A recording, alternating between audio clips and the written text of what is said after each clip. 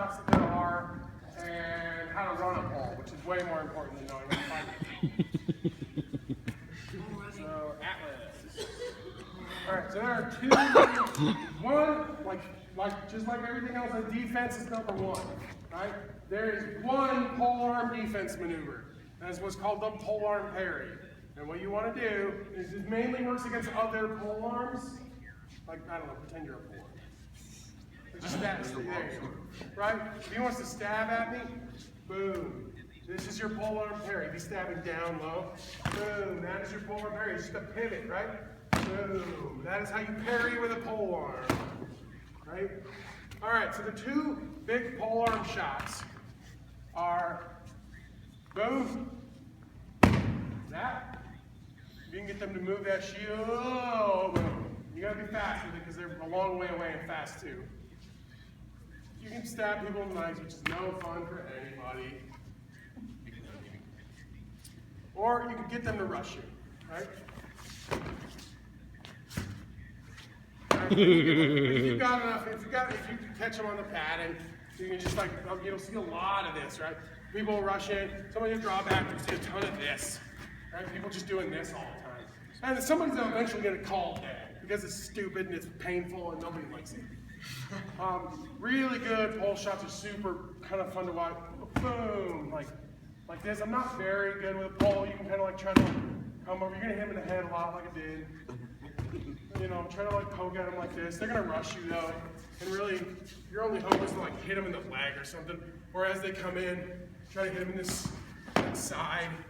You know, maybe something like that. All right, so let me switch it. All right, so how to rush a pole is much more important than your amp guard health care. There's a whole bunch of bad ways to do it, and they all involve you getting doubled over and collapse on the ground. All right, so the first thing you have to understand is that he's got a whole bunch of range, right? Right? Now what you want him to throw a shot. You want him to catch, whoa, there it is.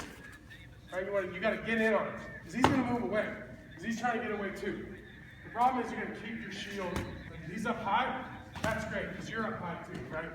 The thing is, if he gets low, goes for your legs, which is the vast majority of people, if they've got a pole and you rush them, they're going to try to come downstairs. So you got to get down here, and it's super awkward, you're running after him, it's right? Problem is, if you don't stay down there, you're going to get hit in the leg. That sucks. Because he's running away, he doesn't care about you anymore. He's going to stab you in the face. You got to get down here, you got to stay down here. Running a pole with a shield is fairly easy. If you can get the hang of it, get the idea of how to do it. Running a pole with a shield is pretty easy. Running a pole with pointy is super dangerous and a lot of fun. You can kill them with it because it's awesome. You just don't expect it at all. Alright, so doing this is dangerous for one because you need to make them throw a shot. This is exactly like the tiny guy fighting the super tall guy. It's essentially just an exaggeration of the range, right? So I know that I'm going to have to catch a block to get inside. And the way I'm going to do that is make him throw a little stab, right? Because he's going to be like these little rangy check stabs, right? That's what pole arm guys throw. And I need one so that I can do this, right? The problem is if you start too late, you're going to get stabbed real hard, right? If you read this wrong and he's already back, because he's going to stab you in the withdraw, stab and withdraw, right? And if you read it wrong and you miss this opportunity, if you can get out of range of this and he throws one short, right? No, short. No, short. It comes up short. The stab. It doesn't quite make it. Because it comes up short. Oh, okay. Right. He's at full range and he's going to throw a lot of range. Right, like this. And he's going to pull back real fast so he can get back, set. The problem is if you read this wrong and start going now, you're going to get wrecked. Right? It doesn't really matter what you do. So, the thing is you have to catch it at the apex, boom, that's where you got to catch it. So it's dangerous, but it's super fun if you can make it work, but it's super punishing while you're learning how to do it. Pole arm, we don't have another one. So essentially it's just range control. Right? You just want to use that pole arm parry to keep him away. Right? Make him miss one. Try to come over the top, hit him in the side, arms, whatever. That's pole arm fighting.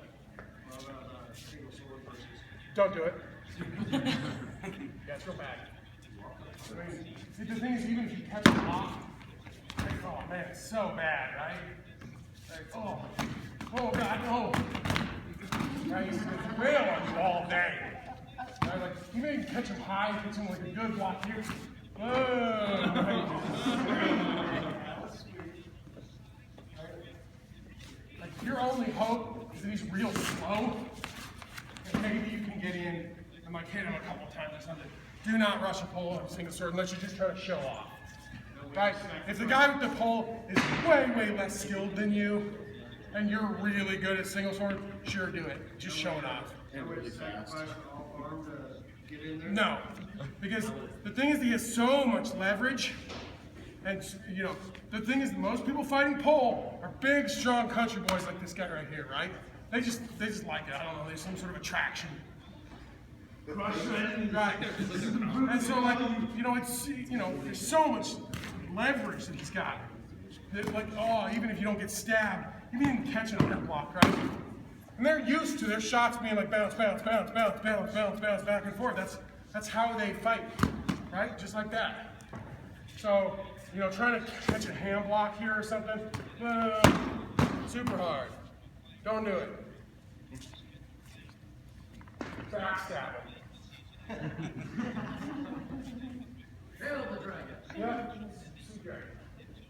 All right, so what we're gonna do now is some combat techniques. So things that will help you just, you know, now you kind of got some of the basics, and I've been explaining some of, like, a little bit of philosophy and techniques about fighting. But these are things, these are like mechanical techniques that you can use that will just help you move from place to place, move people's shields out of the way, you know, make people do what you want them to do. And a lot of this has to do with fakes, body fakes, and feints. So this, you know, and you guys are it's gonna take a while for you guys to develop like feints and fakes and body fakes and stuff like this. But you know, it's good to know about it. And if you can start thinking about it, then you can start doing it. Right? As I'm moving around here, you'll notice, like when we were practicing before, when I was showing you guys, you know, even when I wasn't telling them to throw here, for some reason they would throw over there, right? And there's a reason for that. And as I'm moving around, yeah, what do you see? Right? It's called a bait, right? And everybody knows what bait is. But the idea is that you show them something you want them to hit, and you're prepared for them to hit it. Right? Boom, boom. Right? A really good way to do it is what's called pink elephant. Right? If I say the word pink elephant, what do you guys all think about right now? Pink elephant. Exactly. So I'm gonna come in, big shoulder. Big shoulder. Then I'm gonna stop. Right? Then I'm gonna big shoulder again. And he's been thinking about that since the moment I walked in, right? He's been thinking about that big shoulder the whole time. But it was gone for a second. Now it's back, so he wants to get it real hard. Right? So one of the best, and I think you guys, this isn't so complicated, it isn't so theory-based that you guys can't use it. I think you guys should all start using stuff like this, like level changing, right? Level changes, right? This is low, this is high, right? When I come in real low, boom, what does he do? He gets real low with me. And then I'm ready to go all high again, right? And this is something you can do. You can start real high, boom, go real low. You can do, like, start real high, get real, you know, low and high. There's, you know, a 3-step body fake, is what they call that. Boom, boom, boom. And he follows you around the first time. He's going to go low with you. He's going to come back high with you. There you go. Level changing is good. Right? Combine that with your sideways steps. You're going to kill a lot of people. Right? Just change levels, right? Boom. And it doesn't have to be super exaggerated either. It doesn't have to be, oh. right?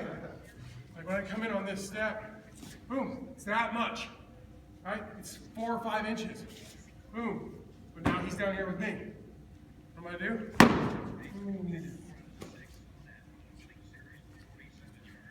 So that's kind of baits. I mean, you guys don't understand the concept of baits. Are there any baits that you see or that people use that you want to know how to use or the theory of using? There's a lot of methods. The big shoulder bait is one we use all the time. That's what I was teaching you guys. Then there's like very, very subtle. Essentially, any shot that's open can be a bait, right? If I'm a sword guy or a shield guy, and I want to bait this hip, I'm going to walk in, like I told you guys not to do, right? I'm going to walk in. I'm going to be like, oh, there we go. Just like that. You know, he throws for it. Step, oh, he blocked that real hard. All right, so that's, you know, it's essentially any shot that is an open shot. Right? This thing right here. Look at his arm sticking out a little bit. Right?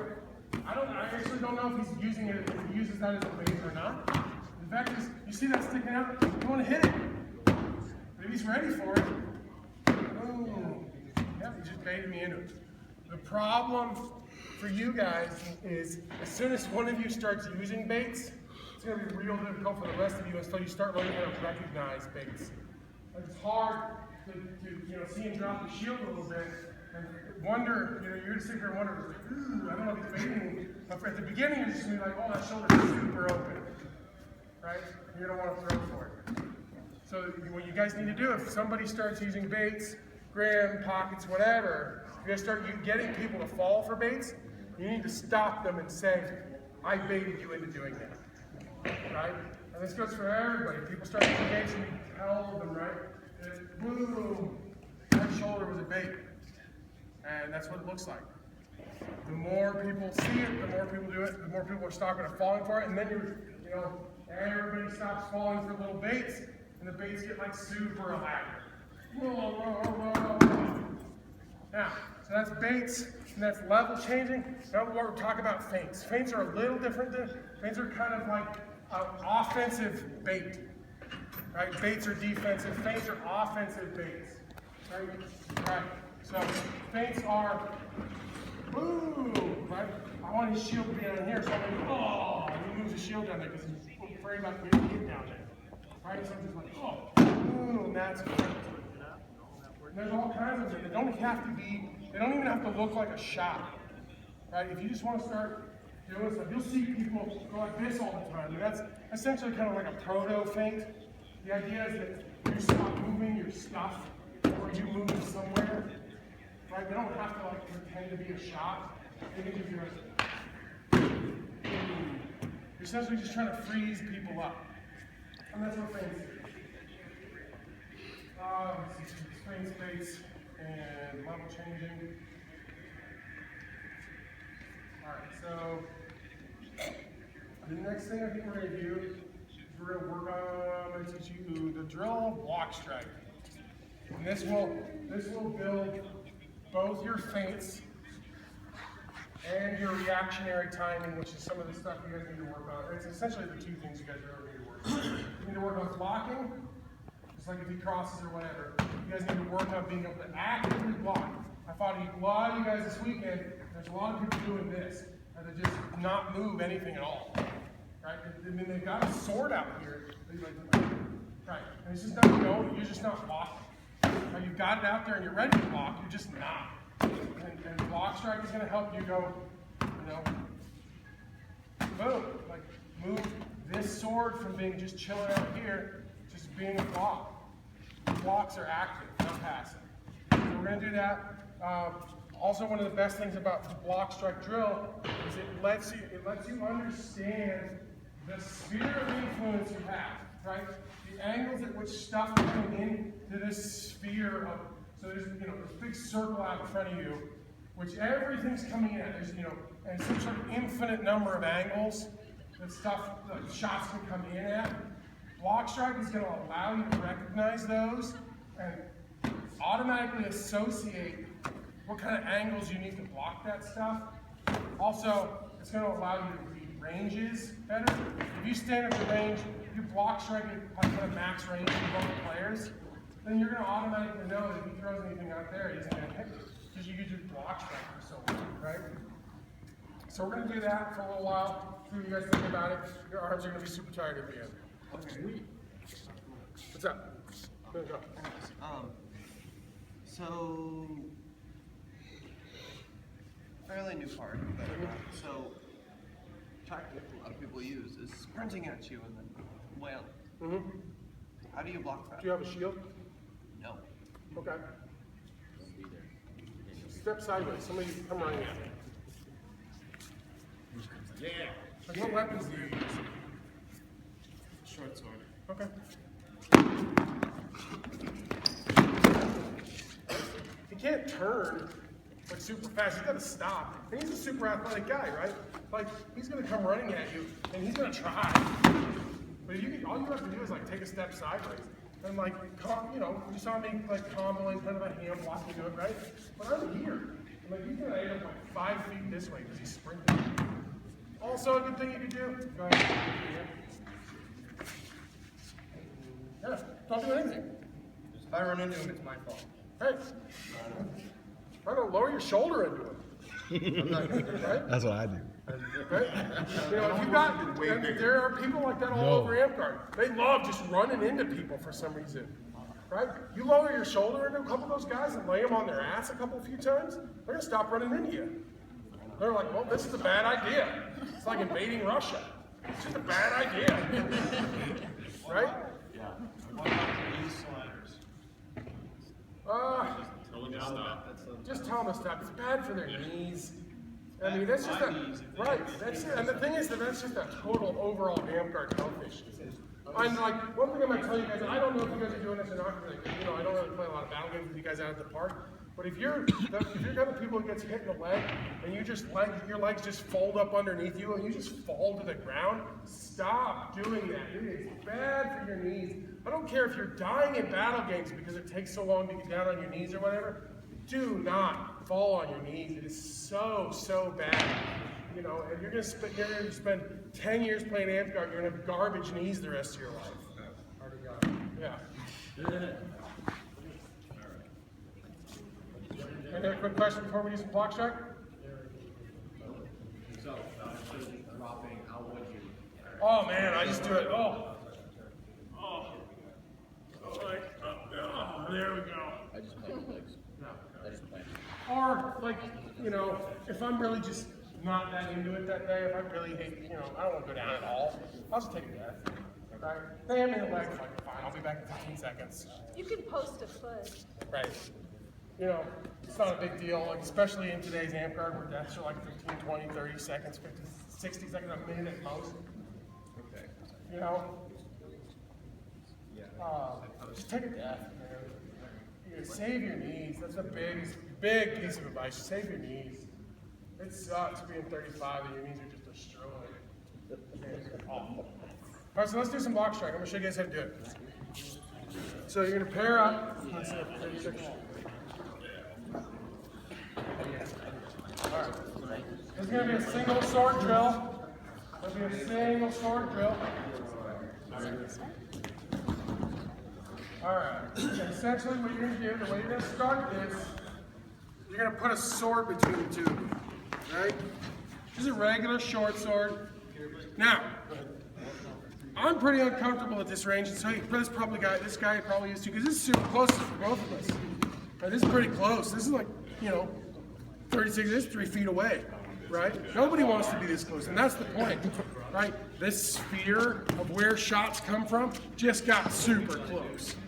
Right, so what you're gonna do is you're gonna put this sword, and that's about the distance you want to be. You don't have to keep it there, but you want to set this distance, right? And we'll come around and we'll measure it off in a second. All right, so the kind of rules for this game is we're gonna go in turns. Like I'm gonna try to hit his arm or his chest. As soon as he catches a block, he's gonna come back with a shot of his own, trying to hit me in my sword, arm, or chest. There's a lot of different rules for this game, for this drill. You can look them up on the internet if you want. There's tons of places to see that. But this is the one we do. So I'm gonna start doing it.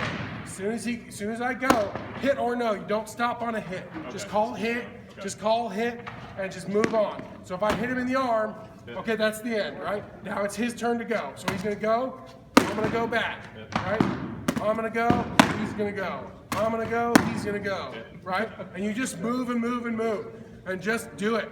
And sure, if this is if this is your first time doing it, it's gonna be super awkward. People are gonna be missing a lot. Just keep the rhythm, move, move, no, block, strike, block, strike, block, strike. That's how it moves.